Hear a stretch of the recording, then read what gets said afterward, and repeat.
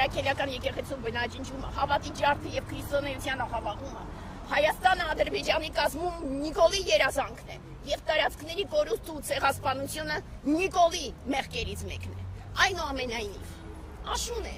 եւ ես միշտ մտածում եմ Նիկոլը նման է այս հիվանդ տերևի, այլևս սպառված է, անցնելու է գնա, արմատները մեր ազգի ամուր են եւ ազգը միևնույն է ոտքի է կանգնելու, այդ թվում հենց մեր շնորհիվ։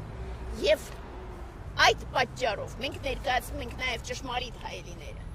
Եվ ճշմարիտ հայելիները դա այն անհրաժեշտությունն է, որ այսօր պիտի լինի։ Եվ մենք ունենք 3 նպատակ ու այլը չկա։ Առաջին նպատակն է անհապաղ ձերբազատվել հիմնական ճարիք հանդիսացող Նիկոլի իշխանությունից եւ Նիկոլի ամբողջ ապարատը, սակայն նորից եւ նորից մենք ոչ թե պետք է պարզապես ձերբազատվենք, ոչ, իրենք պետք է օրենքի ողջ ուժով պատասխան տան իրենց ճարիքների համար։ Եվ դրա համար առաջին ճշմարիտ հայելին, որ բոլորը պետք է ի վերջո առերեսվեն այս ճշմարտության հետ, դա պետական դավաճան հանցագործները պետք է անհապաղ դատվեն, այլ ոչ թե համարձակվեն պատրաստվել ընտրությունների։ Եվ սա առաջին ճշմարտությունն է։ Եվ երկրորդը, ընդդիմությունը պետք է ի վերջո միավորվի։ Առանձին այդ հիմա, որ շատ նորանոր կուսակցություններ են ի հայտ գալիս եւ բոլորը հաստատի ոչ մի ձևով չեն կարողանում միավորվել ու հակառակը ավելի ու ավելի պարակվում են։ Մեր միակ զորությունը միասնության մեջ կլինի եւ ընդդիմությունը պետք է անհապաղ միավորվի։ Միավորվի ոչ թե մեկի շուրջ նորից ու նորից, այլ Նիկոլի դեմ եւ հանուն հայրենիքի։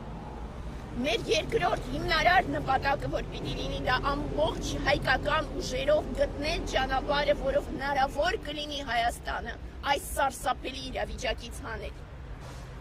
Եվ երրորդ նպատակը նոր կլինի, երբ որ մենք հանենք այդ ծանր վիճակից, նոր կարողանանք հասկանալ, թե որն է մեր զարգացման ճանապարհը։ Եվ երրորդ հիմնական հայելին, ամեն հայ պարտավոր է, ոչ թե պետք է, պարտավոր է պահպանել ամբողջ գնով, անգամ կյանքի գնով, ազգի հիմնասյուն հայ առաքելական եկեղեցի։ Եվ ի վերջո մեր չորրորդ հայելին, որը մեր խորին համոզմամբ իրոք ճանապարհն է, դա Ասկովի խնդրել